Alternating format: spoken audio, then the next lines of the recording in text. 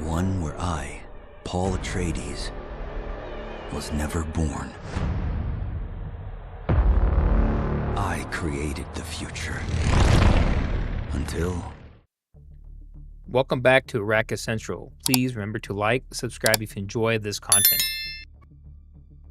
Alright folks, well, the day has come and the embargo has been lifted, and we are now able to show our creator footage from the creator beta preview which we were granted a few weeks ago. In this video, I will show some of the first impressions of the game that I have, and I will show some of the different aspects of the game, especially the starting areas of the game which we were granted access to, particularly about 20 to 30 hours of gameplay in Haga Basin and just north of Haga Basin in the Familius Gap. Once you select your server, it jumps straight into the character creation and the building out of your character of the game. As you've seen in other footage, which has been shown already by Funcom, the character creator is pretty straightforward. You go in, you create and customize your character, and then you go and you're interviewed with the Reverend Mother, are interrogated, and you actually set your traits, what planet you're born on, what kind of class you're going to be. In this particular preview, I picked Mentat. The character creator is pretty robust. As you can see in this footage, I've made a kind of a female Harkonnen character. There could be a little bit more selections added to this, I feel, in the game, but I think overall it's a well fleshed out character creation with various sliders. When I went on to select my class, I went ahead and went with Gidi Prime, Standard Harkonnen, Na Familia, which is basically more of an, I guess, a noble class, and then I picked Mentat. Some of the skills the Mentat was supposedly going to have seemed very interesting to me, especially the starting skills, such as the remote turret and the shield wall you could use to protect yourself from gunfire. Once you select your character class and finalize that character, you are sent down with the primary mission to seek out and find the Fremen, which is pretty interesting, as we once thought they were wiped out, but there's traces of them left. And there is a mystery in the story, it seems that there is going to be about the Fremen. I don't want to ruin the story so much in these videos, but you do find yourself crash landed on Arrakis, and you now will be rescued, and then you'll wake up in a cave. Once you're in that cave, you'll wake up and realize you're alone, you have no equipment, no skills, and you're going to have to basically learn the basics of survival over a radio, which the mystery person that saves you is talking to help you out through those early times. So once you finally wake up in the cave, you're going to follow the prompt, follow the path that's guiding you. You're going to eventually get to the point where you find the Frem Kit. Now, once you get to the Frem Kit, you're going to start opening up the crafting area. We're going to be able to craft a couple early items, such as a metal scrap knife, and then eventually you're going to use a heal kit to heal some of your wounds. So after you craft some of those early items, you're going to start making your way through the cave, and you're going to find that you're going to have to cut through some membranes to get out into different areas and eventually get out of the cave. But first, you're going to go ahead and you're going to find some early water drinking, which basically hydrates you using some of the flowers or plants in the cave. Just remember, this only lets you get the first rung of hydration. Later in the game, you'll use other tools to fill up more hydration levels on your character. Once out of the cave, the story kind of continues, and the character that you met earlier that rescued you is going to send you on a mission, and you're going to find out that the Sardaukar are on your trail. What's going to happen is going to be a cutscene, a cinematic. You're going to basically be forced to go through a downed starship, which is the ship that you originally were on, and you're going to go ahead and do some of the training through that starship. It's a pretty cool cutscene with some cool ship designs. I think that the character and armor models and some of these ships and characters are very cool. And especially that first cutscene where they basically make a shield wall, a Holtzman shield wall around you, so it kind of forces you into that channeled tutorial ship, so to speak. Here you're going to learn the basics of mining, collecting resources. You go ahead and get the cutter. You're going to cut through a few granite stones that are blocking your entrance into the ship, And after that, you're going to continue to follow your way through the guiding, prompts, and you're going to learn basic fighting, some other basic moves in the beginning. As you work your way through the fighting prompts, you'll learn some of the parrying block systems, which is pretty effective for taking out enemies, stopping their advances. Eventually, they'll be able to collect some items off of those, and you're going to continue on your journey, moving through the ship, trying to basically find a way out of the place. So eventually, you'll go through, you'll learn how to do slow attacks to the shields. You'll eventually make your way out of the ship. You'll get on an ornithopter. I won't spoil the cutscene. There's a story cutscene in there, but I won't spoil that. But of course, you're going to be chased into the desert, and there's a cool scene where you go into a Coriolis storm, just like in Dune Part 1, and you're going to crash land somewhere in the deep desert. Now, this is where the game actually starts to really open up. This is where you're actually going to find yourself in Haga Basin South. There's a quick little cutscene of the worm eating the ornithopter that you crashed on, and then after that, the cool cutscene, you are essentially on your own, and now the game really begins. And then over the next few hours, you're going to spend a lot of time resource gathering, going through the different missions that are going to come up on your screen, gather this, craft that, all these different items which are going to show up in your inventory and your crafting. It's all a pretty cool, very seamless process, which I was very impressed with, honestly. I thought it was very simple. This game is very easy to learn, I think, in my opinion. And I wouldn't say the game necessarily holds your hand. It gives you the right information on how to progress. So it's really very intuitive. I think it's a very good blend of a open world kind of MMO, but also teaching you how to play the game properly, which is something a lot of games I think lack in modern times. The skill tree and the leveling up of your skills is pretty straightforward as well. You have your 5 categories up top. You're going to have your trooper, your mentat, your planetologist, your Bene Gesserit, and then your swordmaster up there. Now you have to unlock most of those later on when you find certain individuals that unlock those skills for you, so you can start training them. But other than that, the early combat is pretty easy, not overwhelming. As you can see there, that turret is a masterclass. I believe is a must-have early game skill. And it helps out so much when you're fighting some of these early enemies. And of course, I tested out the shield when I didn't really need it, but that shield is very awesome. You drop the turret, you can drop that shield, kneel down behind it, and then you can take out enemies. Pretty cool combo. The next major part of the game has you building your first base. So I gathered a little bit of resources, ran around, researched some of the main components like the constructing tool, and then you can start to construct your base here. So we built that construction tool in the crafting earlier. We researched it, built it. So now we're going to go ahead and set a sub-thief console, like so. And I think right about here would be good.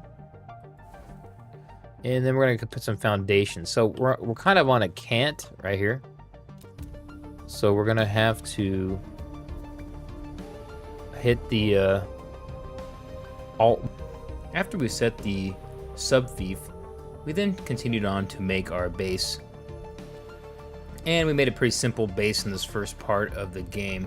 As you can see, it's modular, and the holograms basically link up pretty close to each other and accurately. And then you can also go ahead and change the orientation of your walls and everything like that. It's pretty simple. Interfaces follow all the controls on screen, and it tells you what you need to do. After some time, we finished our base, and after that, we were going to start the next phase of the game. After finishing the base, I then went on to explore caves and to take on some mercenaries around the map.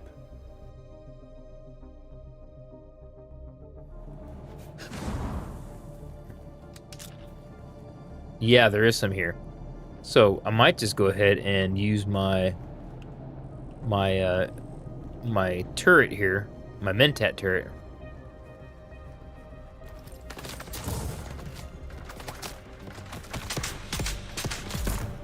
Got him. Got him. Okay, so he's taking... After some exploring and doing some caves and other missions, I then decided to upgrade to a new schematic, which would be a blood purifier. I'll go ahead and get the resources for that blood purifier and then go ahead and place it in my base. And what you can do with the blood purifier is the blood you siphon or collect from fallen foes can then be deposited in the blood purifier, and then it's converted to water. So it's a very handy tool for the early game. The next scene, I had found the first trial location. And the first trial location, I won't spoil it, but it has to do with your spice visions and your mystery of the Fremen. Once you find these trial locations, you go ahead and negotiate through the actual tunnel or cave so you come to a collection of actual pure spice on an altar. And it'll lead you into a vision where you're basically going to hallucinate and traverse certain types of events or trials, so to speak. And I won't spoil everything in this video, but as you can see, there are some traps, almost like a Indiana Jones style trap system in some of these trials that you'll have to navigate. On your journey around to different locations on the map, you'll come into some of these bases. So some of these mercenary, or what we would call them, scavenger fortresses you'll run into have special items in them you can go ahead and collect. And they'll even have intel, which is what you use to level up your character. So it is often very beneficial to go through and to take out some of the enemies in these bases. The ship staggered has given you a window of opportunity. I gotta drink some blood here.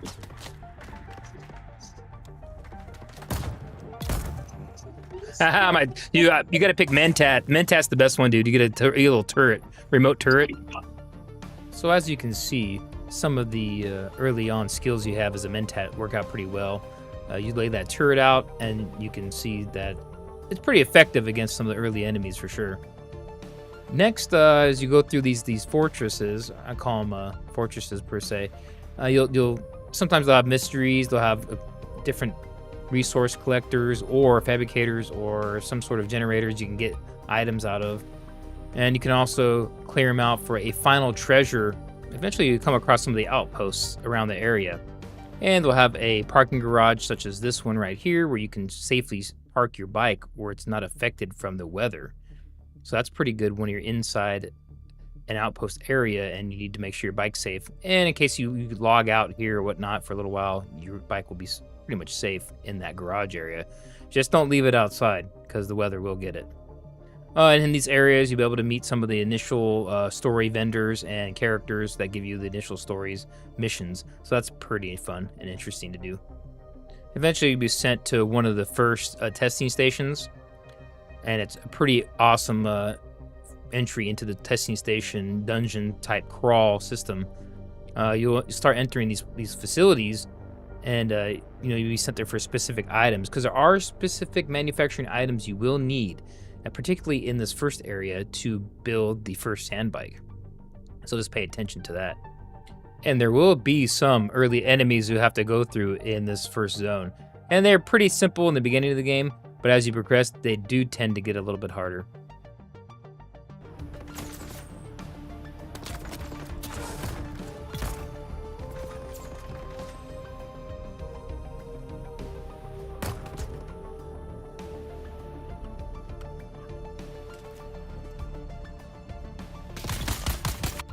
Eventually, you'll make your way through the dungeon, you'll fight a boss of some sort, and then you'll get to the end where you'll actually receive a pretty awesome loot cache at the end with some very rare items.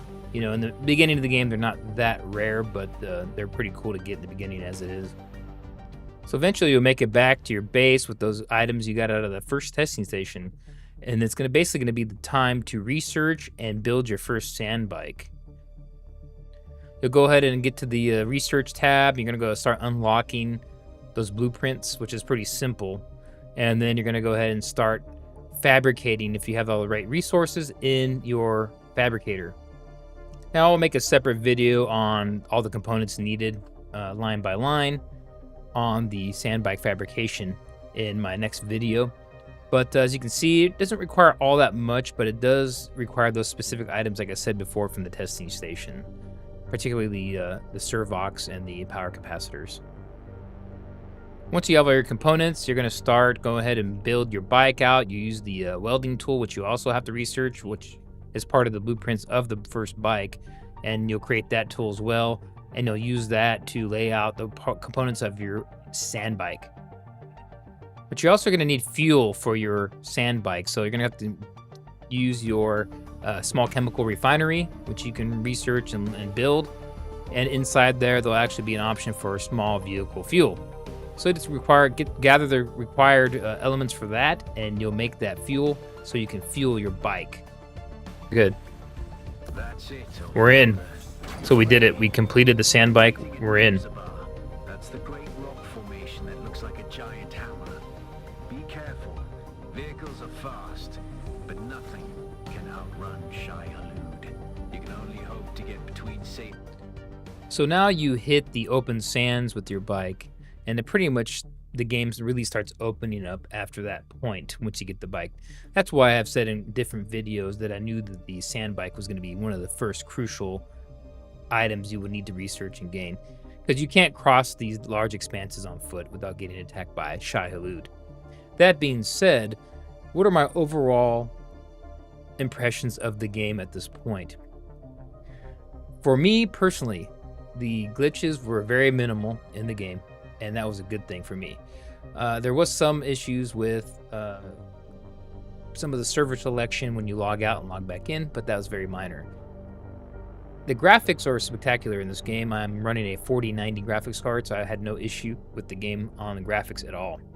Frame rate was awesome for me, and I do advise if you don't have a great computer, you may have to upgrade. That is the only issue with this game, is you're probably gonna have to upgrade your PC if you don't have a good enough PC to run it. Another thing is player interaction. Even though most of my gameplay footage I'm showing here is solo, I did run into players all around the area, which I'll show in some other videos coming up. But there is random player interaction. You can just go up to people and start talking to them. There's a proximity voice chat. That works pretty well. And then you can also just friend people on the and meet them in a Discord or something as well. But I do feel the proximity chat is pretty fun. It kind of immerses you in the world more. Just remember, keep this in mind for this creator beta. It was a specific beta given to creators. This was not the closed beta. So some key features that were left out is that you weren't allowed to actually harvest anything above the iron ingots, and so you won't be able to build an ornithopter or venture into the deep desert or get into some of the villages, Harco Village or Eric Keen, for instance. But overall, this game ran perfectly smooth for me. I had the graphics maxed out at full settings, and I had never experienced any glitches or stuttering in my personal experience with the game during that time. But just to be transparent, yes, I did experience a few crashes here or there, went back, verified game files in Steam, and then I was able to jump right back into the game. Now, this could be an issue with players that are doing PvP, so that is going to be something that will need to be hashed out, as there is a 30-second player timeout counter when you log out. So you have to be aware of that. Your character will still be in the server for 30 seconds if you log out at any given time. So that's just something to remember. So let me know what you guys think in the comments below. What do you think of this footage so far in the game? I felt that the game ran very well. I didn't get a chance to build a large base, and there was some minor graphical issues, but overall the game played very smooth for me the entire time. Also, I want to kind of express the ease of the building. For me personally, I really enjoyed the building in this game. It was very smooth, very easy to do. You can throw the holograms down, come back if you need more resources, and fill them back in again. I had no real issues with the building myself, as I am a kind of a veteran for survival building kind of games, so it wasn't that big of a deal for me. And then we come to the main question that everyone mostly asks about, is the combat. All right. And how the combat actually plays out. Well, I feel that the combat for myself is pretty simple, and it may be in the beginning, at least in the beginning of the game, a little bit too simple for some folks. But for me, it works out perfectly, especially with the special skills you can use, as seen here.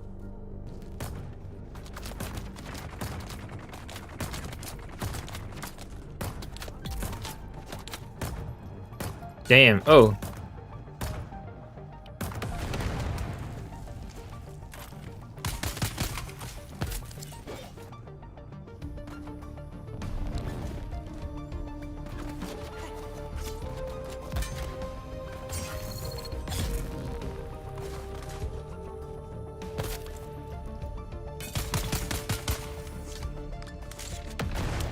Jesus.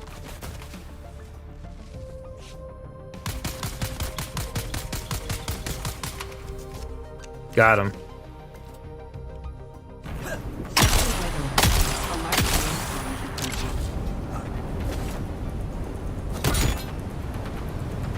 Run!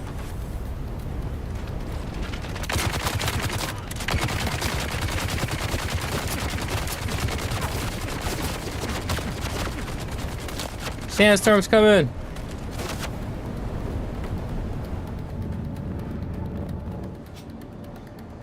Oh, I made it.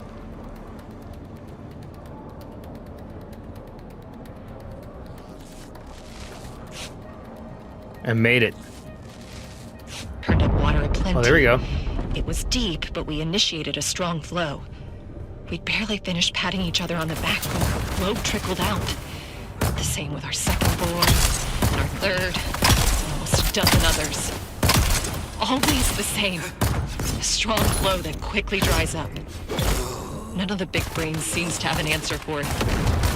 Dr. McCain wants to investigate that oily residue that keeps coming up on the equipment. She thinks it might be organic in nature. Got it. Could that somehow be the problem?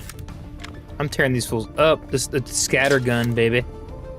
That is the ultimate weapon.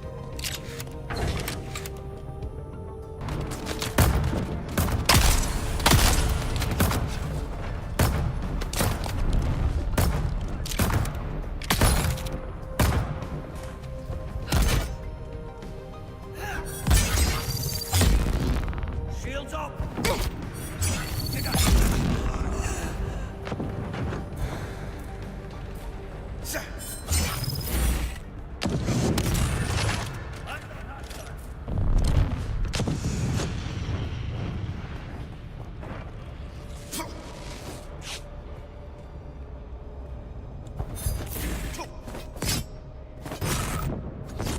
Dude.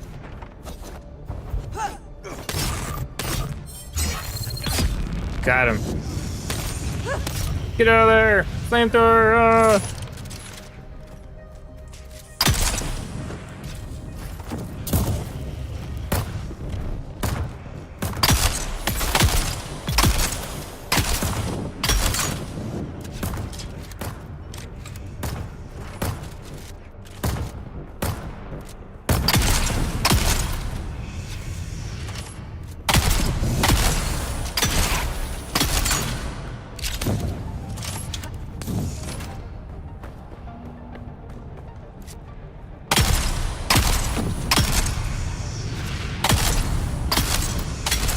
Everyone will die.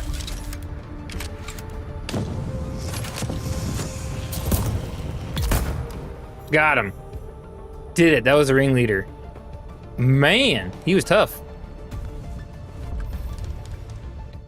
So as you can see, the combat is pretty fun when it starts to get a little bit more difficult with some tougher enemies and some tougher bosses there. So, but overall, my experience with this creator beta was awesome. I really had a great time with it. I actually couldn't stop thinking about it. Every day I wanted to start picking it up and playing it as much as I could until the servers went down. That being said, was there issues with the game? Yeah, there were some minor technical issues as far as a few little graphical glitches and things and a few crashes, which is pretty much, pretty common with a beta like this, but they'll be easily worked out.